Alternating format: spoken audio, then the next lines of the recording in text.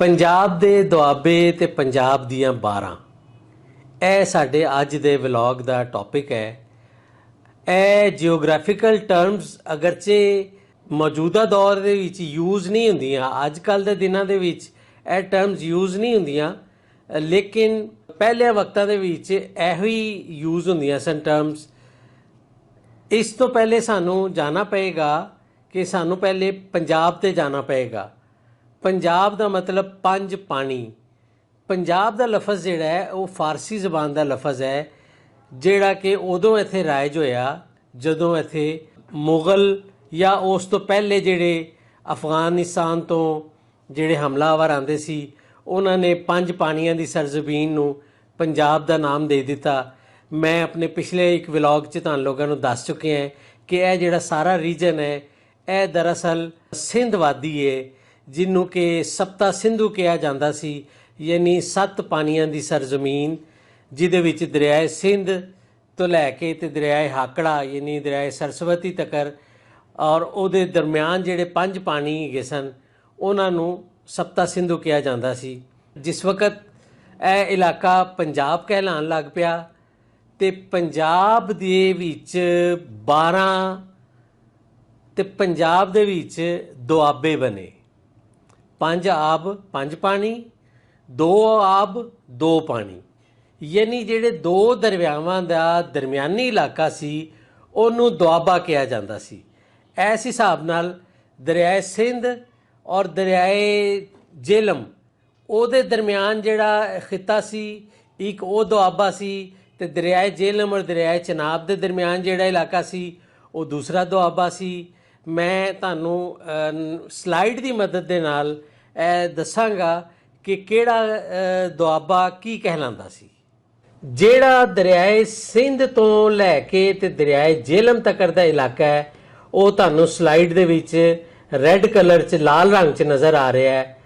ਉਹ ਜਨਾਬ ਕਹਿਲਾਂਦਾ ਸੀ ਸਿੰਧ ਸਾਗਰ ਦੁਆਬਾ, ਯਾਨੀ ਸਿੰਧ ਸਾਗਰ ਨੂੰ, ਸਿੰਧ ਚੁੱਕੇ ਇਤਨਾ ਵੱਡਾ ਦਰਿਆ ਹੈ ਕਿ ਉਹਨੂੰ ਸਾਗਰ ਦੇ ਨਾਲ ਤਸ਼ਬੀਹ ਦਿੱਤੀ ਗਈ ਹੈ, ਲਿਹਾਜ਼ਾ ਉਹ ਸਿੰਧ ਸਾਗਰ ਦੁਆਬਾ ਸੀ। ਤੇ ਦਰਿਆਏ ਜੇਹਲਮ ਔਰ ਦਰਿਆਏ ਚਨਾਬ ਦਾ ਜਿਹੜਾ ਦਰਮਿਆਨੀ ਇਲਾਕਾ ਸੀ ਉਹ ਜੀਚ ਦੁਆਬਾ ਕਹਿਲਾਂਦਾ ਸੀ। ਉਸ ਤੋਂ ਬਾਅਦ ਜਿਹੜਾ ਦਰਿਆਏ ਚਨਾਬ ਔਰ ਦਰਿਆਏ ਰਾਵੀ ਦਾ ਜਿਹੜਾ ਦਰਮਿਆਨੀ ਇਲਾਕਾ ਸੀ ਉਹ ਰਚਨਾ ਦੁਆਬਾ ਕਹਿਲਾਂਦਾ ਸੀ। ਔਰ ਦਰਿਆਏ ਰਾਵੀ ਤੋਂ ਲੈ ਕੇ ਤੇ ਦਰਿਆਏ ਸਤਲੁਜ ਤੱਕ ਦਾ ਜਿਹੜਾ ਸੀ ਉਹ ਬਾਰੀ ਦੁਆਬਾ ਕਹਿਲਾਂਦਾ ਸੀ। ਤੇ ਜਿਹੜਾ ਦਰਿਆਏ ਬਿਆਸ ਔਰ ਦਰਿਆਏ ਸਤਲੁਜ ਦਾ ਦਰਮਿਆਨੀ ਇਲਾਕਾ ਸੀ ਉਹ ਬਿਸਤ ਦੁਆਬਾ ਕਹਿਲਾਂਦਾ ਸੀ। ਇਹ ਨਕਸ਼ੇ ਵਿੱਚ ਤੁਸੀਂ ਦੇਖਿਆ ਹੋਏਗਾ ਕਿ ਇਹ ਮੁਖਤਲਿਫ ਕਲਰਸ ਦੇ ਕੇ ਅਸੀਂ ਤੁਹਾਨੂੰ ਦੱਸਣ ਦੀ ਕੋਸ਼ਿਸ਼ ਕੀਤੀ ਹੈ ਕਿ ਦੁਆਬੇ ਜਿਹੜੇ ਨੇ ਉਹ ਕੀ ਹੁੰਦੇ ਸਨ। ਹੁਣ ਪੰਜਾਬ ਦੇ ਵਿੱਚ ਜਾਂ ਪੰਜਾਬ ਰੀਜਨ ਦੇ ਵਿੱਚ ਜਿਹੜੀ ਆਬਾਦੀਆਂ ਨੇ ਔਰ ਜਿਹੜੀ ਸੈਟਲਮੈਂਟਸ ਨੇ ਉਹ ਤੇ ਹਜ਼ਾਰਾਂ ਸਾਲਾਂ ਤੋਂ ਹੋ ਰਹੀਆਂ ਸਨ, ਔਰ ਉਹ ਸਾਰੀਆਂ ਦੀਆਂ ਸਾਰੀਆਂ ਸੈਟਲਮੈਂਟਸ ਔਰ ਆਬਾਦੀਆਂ ਜਿਹੜੀਆਂ ਨੇ ਉਹ ਦਰਿਆਵਾਂ ਦੇ ਕਿਨਾਰਿਆਂ ਦੇ ਵਿੱਚ ਹੈਗੀਆਂ ਸਨ। ਤੇ ਦਰਿਆਵਾਂ ਦੇ ਕਿਨਾਰਿਆਂ ਦੇ ਉੱਤੇ ਹੀ ਆਬਾਪਾਸ਼ੀ ਵੀ ਜ਼ਿਆਦਾ ਹੁੰਦੀ ਸੀ ਔਰ ਦਰਿਆਵਾਂ ਦੇ ਕਿਨਾਰਿਆਂ ਦੇ ਉੱਤੇ ਹੀ ਫਸਲਾਂ ਵੀ ਜ਼ਿਆਦਾ ਹੁੰਦੀਆਂ ਸਨ, ਔਰ ਆਉਣ ਜਾਣ ਦੇ ਜਿਹੜੇ ਰਾਹ ਹੈਗੇ ਸਨ, ਲਾਂਘੇ ਜਿਹੜੇ ਸਨ ਉਹ ਵੀ ਦਰਿਆਵਾਂ ਦੇ ਨਾਲ ਨਾਲ ਹੀ ਚੱਲਦੇ ਸਨ। ਤੇ ਉਹਨਾਂ ਤੋਂ ਦੂਰ ਯਾਨੀ ਜਿਸ ਵਕਤ ਇੱਕ ਦਰਿਆ ਔਰ ਦੂਸਰੇ ਦਰਿਆ ਦਾ ਜਿਹੜਾ ਦਰਮਿਆਨੀ ਦੁਆਬਾ ਸੀ ਉਹਦਾ ਜਿਹੜਾ ਤਕਰੀਬਨ ਮਿਡਲ ਪੋਰਸ਼ਨ ਆ ਜਾਂਦਾ ਸੀ ਉਹ ਬਿਲਕੁਲ ਜੰਗਲ ਔਰ ਬਿਆਬਾਨ ਹੁੰਦੇ ਸੀ, ਔਰ ਉਹ ਜਗ੍ਹਾ ਦੇ ਉੱਤੇ ਸਰਕਾਰ ਦੀ ਕੋਈ ਅਮਲਦਾਰੀ ਨਹੀਂ ਸੀ ਹੁੰਦੀ। ਉਹ ਜੰਗਲਾਤ ਸਨ, ਖੁਦਰੋ ਸਨ, ਸੈਲਾਬੀ ਪਾਣੀ ਵੀ ਆਉਂਦਾ ਸੀ ਔਰ ਉੱਥੇ ਕੋਈ ਕਾਸ਼ਤਕਾਰੀ ਨਹੀਂ ਸੀ, ਕੋਈ ਆਬਾਦੀਆਂ ਨਹੀਂ ਸਨ ਹੁੰਦੀਆਂ। ਉਹ ਜਗ੍ਹਾ ਤਕਸੀਮ ਹੋ ਕੇ ਤੇ 12 ਕਹਿਲਾਉਣ ਲੱਗ ਪਈਆਂ ਕਿ 12 ਦੇ ਲਫ਼ਜ਼ ਦਾ ਮਤਲਬ ਇਹ ਹੋ ਗਿਆ ਕਿ ਜਿਹੜੀਆਂ ਆਬਾਦੀਆਂ ਤੋਂ ਦੂਰ ਇੱਕ ਦਰਿਆ ਔਰ ਦੂਸਰੇ ਦਰਿਆ ਦੇ ਦਰਮਿਆਨੀ ਇਲਾਕਾ ਜਿਹੜਾ ਸੀ ਉਹ 12 ਕਹਿਲਾਉਣ ਲੱਗ ਪਿਆ, ਔਰ ਉਹ ਆਬਾਦੀਆਂ ਦੇ ਨਜ਼ਦੀਕ ਹੁੰਦਾ ਸੀ। ਇਹਦੀ ਵਜ੍ਹਾ ਕਰਕੇ ਉੱਥੇ ਕੁਛ ਨਾ ਕੁਛ ਲੋਕਾਂ ਦੀ ਆਮਦੋਰਫਤ ਵੀ ਰਹਿੰਦੀ ਸੀ। ਲੇਕਿਨ ਇਹ ਜਿਹੜਾ ਸਿਸਟਮ ਸੀ ਇਹ 1857 ਤੋਂ ਬਾਅਦ ਜਦੋਂ ਕਿ ਅੰਗਰੇਜ਼ਾਂ ਦਾ ਪੂਰੇ ਹਿੰਦੁਸਤਾਨ ਦੇ ਉੱਤੇ ਕਬਜ਼ਾ ਹੋ ਗਿਆ ਤੇ ਉਹਨਾਂ ਨੇ ਇੱਥੇ ਇਰੀਗੇਸ਼ਨ ਸਿਸਟਮ ਬਣਾਉਣਾ ਸ਼ੁਰੂ ਕੀਤਾ, ਨਹਿਰਾਂ ਦੀ ਖੁਦਾਈ ਹੋਈ, ਹੈੱਡ ਵਰਕਸ ਬਣੇ, ਤੇ ਉਹ ਫਿਰ ਨਾ ਤੇ ਦੁਆਬੇ ਰਹੇ ਤੇ ਨਾ ਹੀ ਬਾਰਾਂ ਰਹੀਆਂ। ਬਸ ਉਹਨਾਂ ਦਾ ਨਾਮ ਜਿਹੜਾ ਹੈ ਉਹ ਹਿਸਟਰੀ ਦੇ ਵਿੱਚ ਰਹਿ ਗਿਆ। ਤੇ ਅੰਗਰੇਜ਼ਾਂ ਨੇ ਇਸ ਸਾਰੇ ਰੀਜਨ ਨੂੰ ਇੰਤਜ਼ਾਮੀ ਤੌਰ ਦੇ ਉੱਤੇ ਆਪਣੀ ਐਡਮਿਨਿਸਟ੍ਰੇਸ਼ਨ ਨੂੰ ਚਲਾਉਣ ਵਾਸਤੇ ਪ੍ਰੋਵਿੰਸਿਸ ਬਣਾਏ।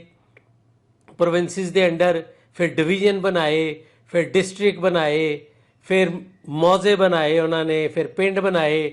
ਫਿਰ ਉਹਨਾਂ ਨੇ ਹਰ ਜਗ੍ਹਾ ਦੇ ਜਿਹੜੇ ਸੀ ਮੁਰੱਬਾ ਨੰਬਰ ਤੇ ਖਸਰਾ ਨੰਬਰ, ਇਹ ਜਿਹੜਾ ਅੱਜ ਤੱਕ ਚੱਲ ਰਿਹਾ ਹੈ, ਉਹ ਅੰਗਰੇਜ਼ਾਂ ਦੇ ਦੌਰ ਤੋਂ ਚੱਲਦਾ ਆ ਰਿਹਾ ਹੈ। ਤੇ ਦੁਆਬੇ ਜਿਹੜੇ ਸਨ ਉਹਨਾਂ ਦੇ ਬਾਰੇ 'ਚ ਮੈਂ ਤੁਹਾਨੂੰ ਦੱਸ ਦਿੱਤਾ ਹੈ।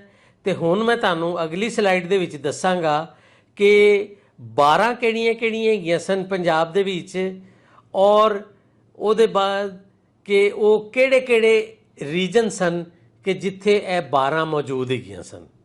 ਅੱਛਾ, ਚूँकि ਦਰਿਆਏ ਸਿੰਧ ਔਰ ਦਰਿਆਏ ਜੇਹਲਮ ਦਾ ਜਿਹੜਾ ਜਿਤਨਾ ਵੀ ਦਰਮਿਆਨੀ ਇਲਾਕਾ ਸੀ ਉਹ ਥਲ ਦਾ ਇਲਾਕਾ ਸੀ, ਰੇਗਿਸਤਾਨੀ ਇਲਾਕਾ ਸੀ, ਰੇਤ ਸੀ ਉੱਥੇ। ਉੱਥੇ ਨਾ ਤੇ ਆਬਪਾਸ਼ੀ ਦਾ ਕੋਈ ਇੰਤਜ਼ਾਮ ਸੀ ਤੇ ਉਹ ਸਾਰਾ ਇਲਾਕਾ ਜਿਹੜਾ ਸੀ ਉਹ ਰੇਤਲਾ ਇਲਾਕਾ ਸੀ। ਲਿਹਾਜ਼ਾ ਉਸ ਜਗ੍ਹਾ ਦੇ ਉੱਤੇ ਕੋਈ ਬਾਰ ਨਹੀਂ ਬਣੀ। ਅਗਰਚੇ ਉਹ ਸਿੰਧ ਸਾਗਰ ਦੁਆਬਾ ਜ਼ਰੂਰ ਕਹਿਲਾਂਦਾ ਰਿਹਾ, ਲੇਕਿਨ ਉਸ ਜਗ੍ਹਾ ਦੇ ਉੱਤੇ ਕੋਈ ਬਾਰ ਨਹੀਂ ਬਣੀ। ਹੁਣ ਜਿਹੜੀਆਂ 12 ਬਣੀਆਂ ਨਾ ਜੀ, ਉਹਨਾਂ ਦੇ ਵਿੱਚੋਂ ਸਭ ਤੋਂ ਮਸ਼ਹੂਰ ਹੋਈ ਸਾਂਦਲ ਬਾਰ। ਸਾਂਦਲ ਬਾਰ ਜਿਹੜੀ ਹੈ ਨਾ ਜੀ, ਇਹ ਰਾਵੀ ਔਰ ਚਨਾਬ ਦੇ ਜਿਹੜੇ ਜ਼ਰਖੇਜ਼ ਇਲਾਕੇ ਹੈਗੇ ਸਨ ਉਹਨਾਂ ਦੇ ਵਿੱਚ ਬਣੀ। ਔਰ ਉਹਦੇ ਸਭ ਤੋਂ ਜ਼ਿਆਦਾ ਮਸ਼ਹੂਰ ਹੋਣ ਦੀ ਵਜ੍ਹਾ ਇਹ ਹੈਗੀ ਹੈ ਕਿ ਪੰਜਾਬੀ ਦੀਆਂ ਜਿਹੜੀਆਂ ਫੋਕ ਸਟੋਰੀਜ਼ ਨੇ, ਜਿਹੜੀਆਂ ਲਵ ਸਟੋਰੀਜ਼ ਨੇ, ਜਿਹਦੇ ਵਿੱਚ ਖਾਸ ਤੌਰ ਦੇ ਉੱਤੇ ਹੀਰ ਰਾਂਝਾ ਔਰ ਮਿਰਜ਼ਾ ਸਾਹਿਬਾਂ ਜਿਹੜੀਆਂ ਨੇ ਉਹ ਸਾਂਦਲ ਬਾਰ ਦੇ ਇਲਾਕੇ ਦੇ ਵਿੱਚ ਹੋਈਆਂ। ਸਾਂਦਲ ਬਾਰ ਦੇ ਇਲਾਕੇ ਦੇ ਵਿੱਚ ਚूँकि ਆਜ਼ਾਦੀ ਦਾ ਇੱਕ ਅਜ਼ੀਮ ਹੀਰੋ ਜਿਹਨੂੰ ਦੁੱਲਾ ਭੱਟੀ ਕਿਹਾ ਜਾਂਦਾ ਹੈ, ਉਹ ਵੀ ਉਸੇ ਇਲਾਕੇ ਨਾਲ ਤਾਲੁਕ ਰੱਖਦਾ ਸੀ। ਲਿਹਾਜ਼ਾ ਸਾਂਦਲ ਬਾਰ ਨੂੰ ਬਾਅਦ ਵਿੱਚ ਦੁੱਲੇ ਦੀ ਬਾਰ ਵੀ ਕਿਹਾ ਜਾਣ ਲੱਗ ਪਿਆ। ਦੂਸਰੀ ਜਿਹੜੀ ਮਸ਼ਹੂਰ ਬਾਰ ਹੈ ਉਹ ਕਿਰਾਣਾ ਬਾਰ ਹੈ। ਉਹ ਦਰਿਆਏ ਚਨਾਬ ਦਾ ਵੈਸਟਰਨ ਸਾਈਡ ਤੇ ਦਰਿਆਏ ਜੇਹਲਮ ਦੀ ਈਸਟਰਨ ਸਾਈਡ, ਉਹਦੇ ਉੱਤੇ ਉਹ ਜਿਹੜੀ ਸੈਟਲਮੈਂਟ ਆਬਾਦੀਆਂ ਹੈਗੀਆਂ ਸਨ ਉਹਨਾਂ ਦਾ ਜਿਹੜਾ ਦਰਮਿਆਨੀ ਇਲਾਕਾ ਸੀ ਉਹ ਕਿਰਾਣਾ ਬਾਰ ਕਹਿਲਾਂਦਾ ਸੀ। ਇਹ ਅਸੀਂ ਨਕਸ਼ੇ ਦੇ ਉੱਤੇ ਤੁਹਾਨੂੰ ਮੁਖਤਲਿਫ ਕਲਰਸ ਦੇ ਕੇ ਤੇ ਤੁਹਾਨੂੰ ਅਸੀਂ ਦੱਸ ਰਹੇ ਹਾਂ, ਔਰ ਤੁਹਾਨੂੰ ਸਾਈਡ ਦੇ ਉੱਤੇ ਕਲਰ ਦੇ ਜਿਹੜਾ ਸਕੇਲ ਹੈ ਉਹਦੇ ਨਾਲ ਤੁਹਾਨੂੰ ਪਤਾ ਲੱਗਦਾ ਜਾਏਗਾ, ਵਾਜ਼ਿਹ ਹੁੰਦਾ ਜਾਏਗਾ ਕਿ ਕਿਹੜੀ ਬਾਰ ਕਿਸ ਤਰ੍ਹਾਂ ਹੈ। ਤੀਸਰੀ ਜਿਹੜੀ ਬਾਰ ਹੈ ਜੀ ਉਹ ਕਹਿਲਾਂਦੀ ਹੈ ਨੀਲੀ ਬਾਰ। ਅਸੀਂ ਨਕਸ਼ੇ ਦੇ ਵਿੱਚ ਕਲਰਸ ਦੇ ਨਾਲ ਤੁਹਾਨੂੰ ਦੱਸ ਰਹੇ ਹਾਂ ਕਿ ਕਿਹੜੀ ਬਾਰ ਕਿਹੜੇ ਏਰੀਆਜ਼ ਦੇ ਉੱਤੇ ਮੁਸ਼ਤਮਿਲ ਸੀ। ਲਿਹਾਜ਼ਾ ਨੀਲੀ ਬਾਰ ਜਿਹੜੀ ਹੈ, ਨੀਲੀ ਬਾਰ ਦਾ ਇਲਾਕਾ ਇਸ ਵਾਸਤੇ ਜ਼ਿਆਦਾ ਮਸ਼ਹੂਰ ਹੈ ਕਿ ਉੱਥੇ ਲਾਈਵ ਸਟਾਕ ਯਾਨੀ ਮੱਝਾਂ ਗਾਵਾਂ ਦਾ ਬਹੁਤ ਜ਼ਿਆਦਾ ਕਾਰੋਬਾਰ ਔਰ ਬਹੁਤ ਜ਼ਿਆਦਾ ਅੱਛੀਆਂ ਹੁੰਦੀਆਂ ਸਨ। ਲਿਹਾਜ਼ਾ ਅੱਜ ਵੀ ਜਿਹੜੀ ਨੀਲੀ ਬਾਰ ਦੀਆਂ ਮੱਝਾਂ ਨੇ ਜਾਂ ਨੀਲੀ ਰਾਵੀ ਨਸਲ ਦੀਆਂ ਜਿਹੜੀਆਂ ਮੱਝਾਂ ਨੇ ਉਹਨਾਂ ਨੂੰ ਮਿਲਕ ਮਸ਼ੀਨ ਕਿਹਾ ਜਾਂਦਾ ਹੈ, ਕਿਉਂਕਿ ਉਹ ਬਹੁਤ ਜ਼ਿਆਦਾ ਦੁੱਧ ਦਿੰਦੀਆਂ ਨੇ ਔਰ ਬਹੁਤ ਅੱਛੀ ਨਸਲ ਉਹਨੂੰ ਮੰਨਿਆ ਜਾਂਦਾ ਹੈ। ਚੌਥੀ ਜਿਹੜੀ ਬਾਰ ਹੈ ਜੀ ਮਸ਼ਹੂਰ, ਉਹ ਹੈਗੀ ਹੈ ਜੀ ਗੰਜੀ ਬਾਰ। ਇਹ ਉਹ ਬਾਰ ਸੀ ਜਿਹੜੀ ਦਰਿਆਏ ਸਤਲੁਜ ਤੋਂ ਲੈ ਕੇ ਤੇ ਦਰਿਆਏ ਹਾਕੜਾ ਦੇ ਦਰਮਿਆਨ ਸੀ। ਇਹ ਇਲਾਕਾ ਵੀ ਗੈਰ ਆਬਾਦ ਅਗਰਚੇ ਸੀ, ਲੇਕਿਨ ਇੱਥੇ ਟਾਵੀਂ ਜਗ੍ਹਾ ਦੇ ਉੱਤੇ ਆਬਾਦੀਆਂ ਹੁੰਦੀਆਂ ਸਨ। ਉਸ ਤੋਂ ਬਾਅਦ ਜਿਹੜੀ ਮਸ਼ਹੂਰ ਬਾਰ ਹੈ ਜੀ ਉਹ ਹੈ ਗੋਂਦਲ ਬਾਰ। ਗੋਂਦਲ ਬਾਰ ਜਿਹੜੀ ਹੈ ਉਹ ਵੀ ਦਰਿਆਏ ਚਨਾਬ ਦੇ ਕਿਨਾਰਿਆਂ ਦੇ ਉੱਤੇ ਸੀ, ਜਿਹੜਾ ਕਿ ਅੱਜ ਕੱਲ੍ਹ ਦੇ ਜਿਹੜਾ ਜ਼ਿਲ੍ਹਾ ਗੁਜਰਾਤ ਤੇ ਮੰਡੀ ਬਹਾਉਦੀਨ ਤੇ ਸਰਗੋਦਾ ਭਲਵਾਲ ਦੇ ਕੁਝ ਇਲਾਕੇ ਜਿਹੜੇ ਉਹਦੇ ਵਿੱਚ ਸ਼ਾਮਿਲ ਨੇ, ਉਹਦੇ ਵਿੱਚ ਜ਼ਿਆਦਾਤਰ ਜੱਟ ਲੋਕ ਆਬਾਦ ਹੈਗੇ ਸਨ। ਮੈਂ ਜਿਸ ਤਰ੍ਹਾਂ ਤੁਹਾਨੂੰ ਪਹਿਲੇ ਕਿਹਾ ਕਿ ਨਾ ਤੇ ਹੁਣ 12 ਰਹੀਆਂ ਤੇ ਨਾ ਦੁਆਬੇ ਰਹੇ, ਬਲਕਿ ਹੁਣ ਤੇ ਸੂਬੇ ਬਣ ਗਏ ਤੇ ਜ਼ਿਲ੍ਹੇ ਬਣ ਗਏ, ਡਿਵੀਜ਼ਨ ਬਣ ਗਏ, ਤਹਿਸੀਲਾਂ ਬਣ ਗਈਆਂ ਤੇ ਇਹ ਇਸ ਤਰੀਕੇ ਨਾਲ ਸਾਰੀਆਂ ਚੀਜ਼ਾਂ ਆਹਿਸਤਾ ਆਹਿਸਤਾ ਖਤਮ ਹੋ ਗਈਆਂ। ਲੇਕਿਨ ਜਿਹੜੇ ਸ਼ਹਿਰ ਆਬਾਦ ਹੋ ਗਏ ਇਹਨਾਂ ਸਾਰੀਆਂ ਜਗ੍ਹਾ ਦੇ ਵਿੱਚ ਇਸ ਵਕਤ ਜਿਹੜਾ ਲੈਲਪੁਰ, ਝੰਗ, ਟੋਬਾ ਟੇਕ ਸਿੰਘ, ਹਾਫਜ਼ਾਬਾਦ, ਉਕਾੜਾ, ਵਿਹਾੜੀ, ਖਾਨੇਵਾਲ, ਪਾਕਪਤਨ, ਸਰਗੋਦਾ, ਚਨਿਓਟ, ਨਨਕਾਣਾ ਸਾਹਿਬ, ਬਹਾਵਲ ਨਗਰ, ਮੰਡੀ ਬਹਾਉਦੀਨ, ਸਾਹੀਵਾਲ, ਇਹ ਉਹ ਏਰੀਆਜ਼ ਨੇ ਜਿਹੜੇ ਲਹਿੰਦੇ ਪੰਜਾਬ ਵਿੱਚ ਨੇ। ਔਰ ਇਸ ਵਕਤ ਸਾਰੀਆਂ ਜਿਹੜੀਆਂ ਵੀ 12 ਨੇ ਉਹ ਤਕਰੀਬਨ ਉਸੇ ਰੀਜਨ ਦੇ ਵਿੱਚ ਆ ਗਈਆਂ ਜਿਹੜਾ ਕਿ ਪਾਕਿਸਤਾਨ ਦੇ ਹਿੱਸੇ ਦੇ ਵਿੱਚ ਪੰਜਾਬ ਆਇਆ, ਜਿਹਨੂੰ ਅਸੀਂ ਲਹਿੰਦਾ ਪੰਜਾਬ ਕਹਿੰਦੇ ਹਾਂ, ਉਹ ਹੈ। ਤੇ ਇੱਕ ਹੁਣ ਤੁਹਾਨੂੰ ਅਸੀਂ ਨਕਸ਼ਾ ਦਿਖਾ ਰਹੇ ਹਾਂ ਕਿ ਜਿਹਦੇ ਵਿੱਚ ਤੁਹਾਨੂੰ ਪਤਾ ਲੱਗੇਗਾ, ਕਿਉਂਕਿ ਪੰਜਾਬ ਦੇ ਹੁਣ 36 ਡਿਸਟ੍ਰਿਕਟ ਬਣ ਗਏ ਹੋਏ ਨੇ। ਉਹ 36 ਡਿਸਟ੍ਰਿਕਟਸ ਦਾ ਨਕਸ਼ਾ ਵੀ ਅਸੀਂ ਤੁਹਾਨੂੰ ਦਿਖਾ ਰਹੇ ਹਾਂ ਤਾਂ ਕਿ ਤੁਹਾਨੂੰ ਅੰਦਾਜ਼ਾ ਹੋ ਜਾਏ ਕਿ ਜਿਹੜੇ ਤੁਸੀਂ ਪਹਿਲਾ ਨਕਸ਼ਾ ਯਾਦ ਕਰੋ ਕਿ ਜਿਹੜਾ ਦੁਆਬੇ ਹੈਗੇ ਸਨ ਉਹ ਕਿੱਡੇ ਕਿੱਡੇ ਵੱਡੇ ਰੀਜਨਸ ਹੈਗੇ ਸਨ, ਔਰ ਹੁਣ ਜਿਹੜੇ ਡਿਸਟ੍ਰਿਕਟ 36 ਡਿਸਟ੍ਰਿਕਟ ਬਣ ਗਏ ਨੇ ਉਹ ਹੁਣ ਕਿੰਨੇ ਛੋਟੇ ਛੋਟੇ ਰਹਿ ਗਏ ਨੇ। ਲਿਹਾਜ਼ਾ ਦੁਆਬੇ ਔਰ 12 ਜਿਹੜੀਆਂ ਨੇ ਉਹ ਖਤਮ ਹੋ ਗਈਆਂ ਨੇ ਤੇ ਹੁਣ ਡਿਸਟ੍ਰਿਕਟ ਜਿਹੜੇ ਨੇ ਉਹ ਰਹਿ ਗਏ ਨੇ। ਅੱਜ ਦਾ ਵਲੌਗ ਅਸੀਂ ਖਾਸ ਤੌਰ ਦੇ ਉੱਤੇ ਉਹਨਾਂ ਲੋਕਾਂ ਵਾਸਤੇ ਬਣਾਇਆ ਹੈ ਕਿ ਜਿਹੜੇ ਹਿਸਟਰੀ ਦੇ ਵਿੱਚ ਖਾਸ ਤੌਰ ਤੇ ਦਿਲਚਸਪੀ ਰੱਖਦੇ ਨੇ।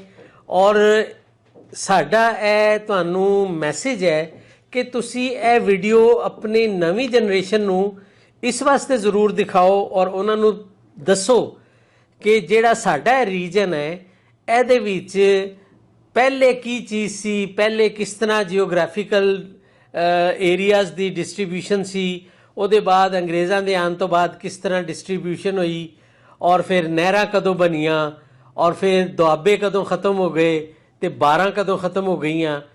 ਵਕਤ ਗੁਜ਼ਰ ਗਿਆ, ਅਗਰਚੇ ਇਸ ਵਕਤ ਡਾਕੂਮੈਂਟੇਸ਼ਨ ਦੇ ਵਿੱਚ ਨਵੇਂ ਡਿਸਟ੍ਰਿਕਟ ਆ ਗਏ, ਨਵੇਂ ਇਲਾਕੇ ਆ ਗਏ, ਨਵੇਂ ਨਾਮ ਆ ਗਏ, ਲੇਕਿਨ ਸਾਡੀਆਂ ਜਿਹੜੀਆਂ ਜੜ੍ਹਾਂ ਨੇ ਉਹ ਅੱਜ ਵੀ ਉਹਨਾਂ ਦੁਆਬਿਆਂ ਔਰ ਉਹਨਾਂ 12 ਤੋਂ ਹੀ ਅੱਗੇ ਚੱਲੀਆਂ ਹੋਈਆਂ ਨੇ। ਸਾਨੂੰ ਇਹ ਚੀਜ਼ ਯਾਦ ਰੱਖਣੀ ਚਾਹੀਦੀ ਹੈ। ਸਾਨੂੰ ਯਕੀਨ ਹੈ ਕਿ ਅੱਜ ਦਾ ਇਹ ਪ੍ਰੋਗਰਾਮ ਤੁਹਾਨੂੰ ਜ਼ਰੂਰ ਪਸੰਦ ਆਏਗਾ ਔਰ ਤੁਸੀਂ ਇਸ ਨੂੰ ਪ੍ਰਮੋਟ ਕਰਨ ਦੇ ਵਿੱਚ ਔਰ ਸਾਡੇ ਚੈਨਲ ਨੂੰ ਪ੍ਰਮੋਟ ਕਰਨ ਦੇ ਵਿੱਚ ਸਾਡੀ ਜ਼ਰੂਰ ਮਦਦ ਕਰੋਗੇ, ਕਿਉਂਕਿ ਅਸੀਂ ਇਹ ਇੱਕ ਮਿਸ਼ਨ ਦੇ ਤਹਿਤ ਚੈਨਲ ਚਲਾ ਰਹੇ ਹਾਂ, ਇਹ ਤਾਂ ਕਿ ਆਉਣ ਵਾਲੀ ਨਸਲ ਨੂੰ ਅਸੀਂ ਆਪਣੀ ਜਿਹੜੇ ਵੱਡਿਆਂ ਦੀ, ਆਪਣੇ ਆਬਾਓ ਅਜਦਾਦ ਦੀ, ਆਪਣੇ ਜਿਹੜੇ ਪਾਸਟ ਦੀ ਹਿਸਟਰੀ ਹੈ ਅਸੀਂ ਉਹ ਉਹਨਾਂ ਤੱਕ ਪਹੁੰਚਾਉਂਦੇ ਰਹੀਏ। ਤੁਸੀਂ ਆਪਣਾ ਖਿਆਲ ਰੱਖਣਾ, ਆਪਣੇ ਆਂਢ ਗੁਆਂਢ ਦਾ, ਆਪਣੇ ਯਾਰਾਂ ਦੋਸਤਾਂ ਦਾ ਖਿਆਲ ਰੱਖੋ। ਅਗਰ ਕਿਸੇ ਨਾਲ ਕੋਈ ਨਾਰਾਜ਼ਗੀ ਹੈ ਤਾਂ ਨਾਰਾਜ਼ਗੀਆਂ ਦੂਰ ਕਰ ਲਓ ਔਰ ਆਪਸ ਦੇ ਵਿੱਚ ਦੁਬਾਰਾ ਤੋਂ ਜੁੜ ਜਾਓ ਔਰ ਉਹਦੇ ਬਾਅਦ ਵੱਡਿਆਂ ਦੀ ਇੱਜ਼ਤ ਕਰੋ, ਛੋਟਿਆਂ ਨਾਲ ਪਿਆਰ ਕਰੋ, ਇੱਕ ਦੂਸਰੇ ਦਾ ਖਿਆਲ ਕਰੋ, ਤਾਲੀਮ ਹਾਸਿਲ ਕਰੋ, ਕਿਉਂਕਿ ਤਾਲੀਮ ਤੋਂ ਬਗੈਰ ਅਸੀਂ ਅੱਗੇ ਨਹੀਂ ਵੱਧ ਸਕਦੇ। ਤੁਹਾਡੇ ਸਭ ਦਾ ਅੱਜ ਦਾ ਪ੍ਰੋਗਰਾਮ, ਅੱਜ ਦਾ ਵਲੌਗ ਦੇਖਣ ਦਾ ਬਹੁਤ ਬਹੁਤ ਸ਼ੁਕਰੀਆ। ਅਗਲੇ ਵਲੌਗ 'ਚ ਫੇਰ ਮੁਲਾਕਾਤ ਹੋਵੇਗੀ। ਰੱਬ ਰਾਖਾ।